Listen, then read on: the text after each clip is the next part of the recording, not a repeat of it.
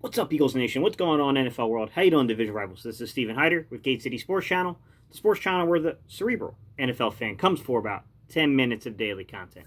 All right, guys, I apologize if today's video is not exactly 10 minutes, but I wanted to come on here and I wanted to talk about the news that broke kind of right as the weekend was coming into actuality, if you will, here, guys.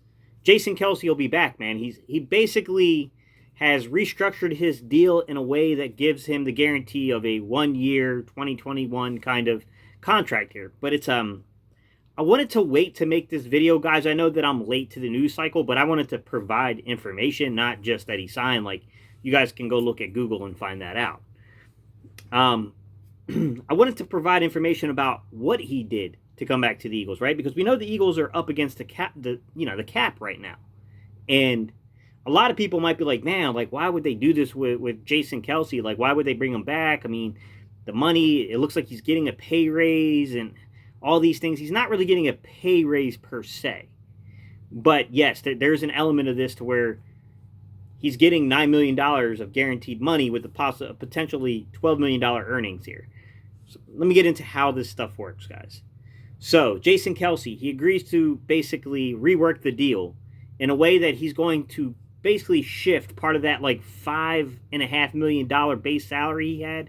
He's going to shift part of that salary into a signing bonus.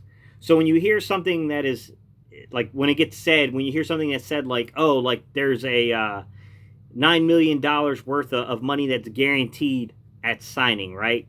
The key word to me is when you hear the words guaranteed at signing, that sounds very much like the way that the Pittsburgh Steelers, very long time ago, guys, it's like back in like 2013, 2014, somewhere in that area when they reworked his deal. The way they reworked his deal by basically, they basically restructured his contract from base salary into a signing bonus in order to create some cap space. Remember, anytime you take base salary and you convert it into some kind of form of a bonus, signing bonus, option bonus, per game roster bonuses, right? You're restructuring the contract. So the key words, like I said, guys, I heard due at signing in one of the reports, and I was like, okay, this is clearly something that has to do with this guy getting paid per some kind of a signing bonus. So what does that mean, guys? Due at signing, does that mean that we take the full cap hit this year and we just paid $9 million to a guy that was only going to count $8 million against the cap? No, not exactly. So you can amortize a contract like a signing bonus, basically, guys. It's where you see prorated. It means you prorate the money, which means you divide it up over the length of the contract.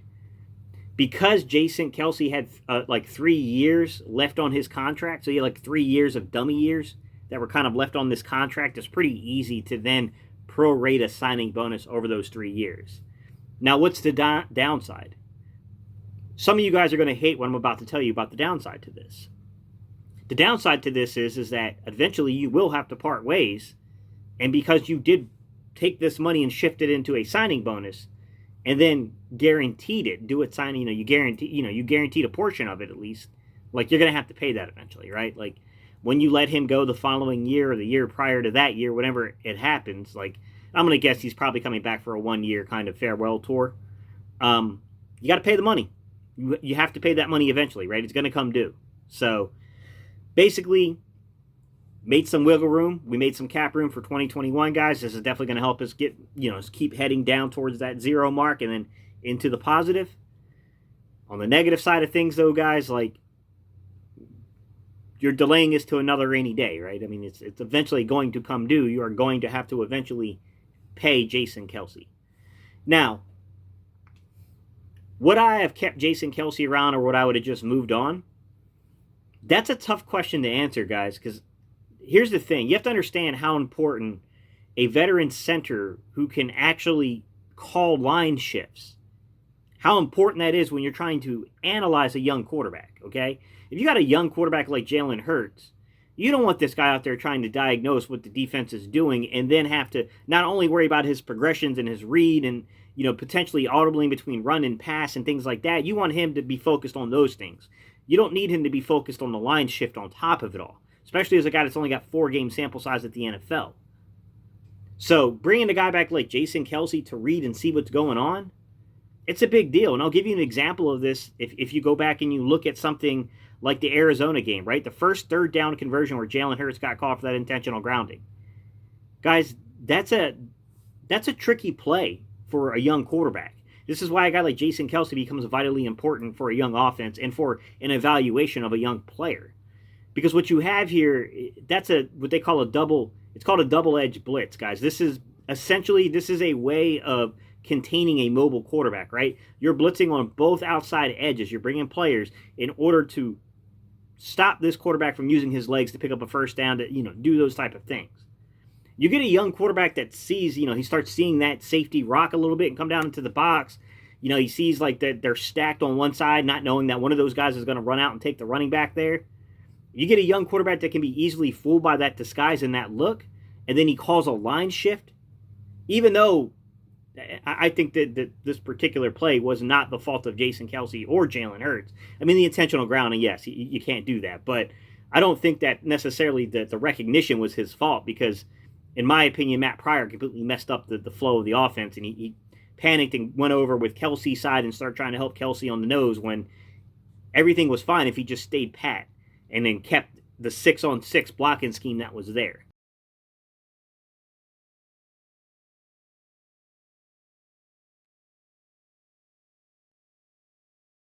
But you don't want a young quarterback doing that, guys. That's not what you want a young quarterback trying to figure out.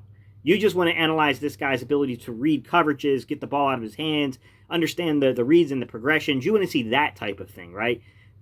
Getting a quarterback who can start calling line shifts and start, like, man, that's so next level of quarterback play. That's something you do later on, potentially in your second, maybe even your third contract, just depending on the player, man. Like, that's not something you want a young guy doing. So bringing Jason Kelce back to handle those type of responsibilities, guys, it's a big deal.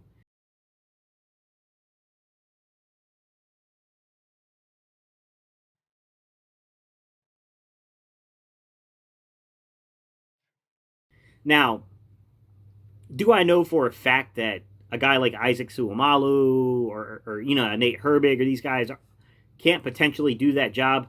I have my doubts about a Nate Herbig being able to do that. I don't think that he's got that much experience either to be calling line shifts, to be quite honest. But I don't know the guy personally. Maybe he's a very smart football guy that, if given the opportunity, he would excel in that role. I don't know, guys. Isaac Suamalu has at least been in the league for a few years. I don't know. Like I said, there's another guy where it's a lot of unknown there, but at least he has experience. The only thing I will say for Jason Kelce is that I don't have to make a guesstimation. I know that Jason Kelce can do this. I've seen Jason Kelce do it. Like, to me, this goes a long way when you're starting off with having young quarterbacks in the room to where you have that confidence, you have that belief, you have that faith in knowing that you got a guy that can do this, right? That you don't have to worry. There's no need to panic about this stuff. Like, you've got a veteran guy along that offensive line that can make these adjustments. That's the importance of a Jason Kelce returning for the Philadelphia Eagles. All right, guys, that's what I got for you today. Don't forget to like, comment, and subscribe, guys. If you want to support the channel, links down below to buy me a cup of coffee. All right, y'all. I appreciate y'all tuning in this weekend, and I'll see y'all on tomorrow morning's video, guys. All right, y'all. Peace. I'm out of here.